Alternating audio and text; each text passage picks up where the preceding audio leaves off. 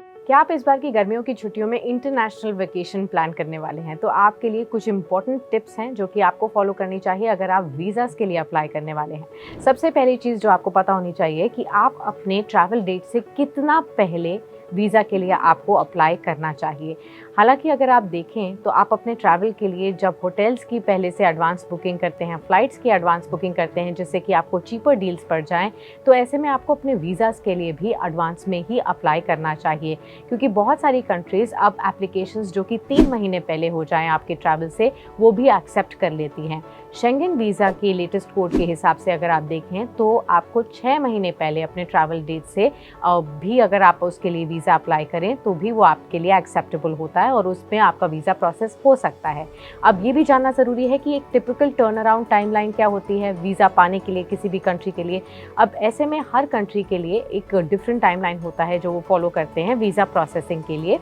और ये टाइमलाइंस उनकी वेबसाइट्स पे भी मेंशन्ड होती हैं। हालांकि आपको याद रखना चाहिए कि जब भी समर हॉलीडेज़ होती हैं, विंटर हॉलीडेज़ होती हैं, तो इनको पीक सीज़न माना जाता है जब ट्रैवलर्स हर कंट्री से काफ़ी ज़्यादा बढ़ जाते हैं। ऐसे में वीज़ा प्रोसेसिंग समय लगा सकता है और जो कि यूजुअल टाइम है उससे ज़्यादा टाइम में आपको वीज़ा मिलने की आशंका होती है, और ऐसे में आपको हमेशा वीज़ा के लिए पहले अप्लाई करना चाहिए जिससे कि लास्ट मिनट रश आप अवॉइड कर सकें। अब ऐसे में VFS ग्लोबल का क्या रोल होता है वीज़ा प्रोसेस में, ये भी जान लीजिए। VFS ग्लोबल एक दुनिया की लार्जेस्ट आउटसोर्सिंग और टेक्नोलॉजी सर्विसेज स्पेशलिस्ट है और कई सारी दुनिया की सरकारों के साथ इनका टाई अप होता है जिसमें उन कंट्रीज़ के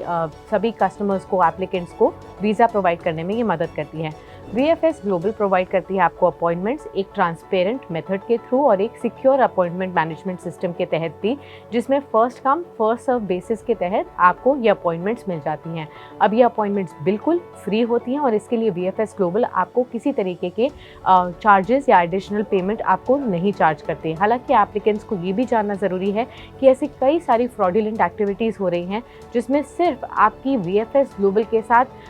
एप्लीकेशन दिलवाने के लिए, आपके अपॉइंटमेंट फिक्स करवाने के लिए कई लोग फ्रॉडुलेंटली आपसे कुछ चार्ज करते हैं फीस, और इन सब फ्रॉडुलेंट एक्टिविटीज़ से आपको दूर रहना है क्योंकि VFS ग्लोबल अपॉइंटमेंट के लिए कभी भी आपसे पैसा चार्ज नहीं करता है।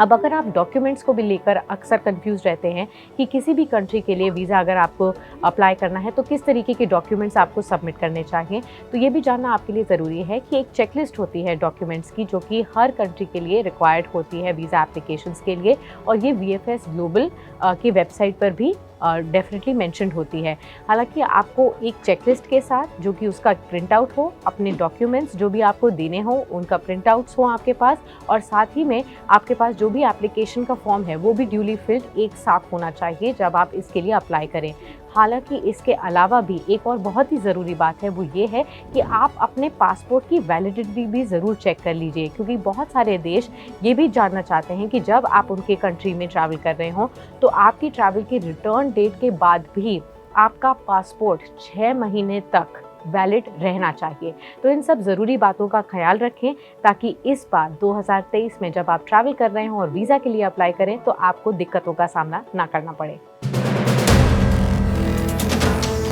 वीडियो पसंद आया तो हमें लाइक, कमेंट, शेयर और सब्सक्राइब जरूर करें।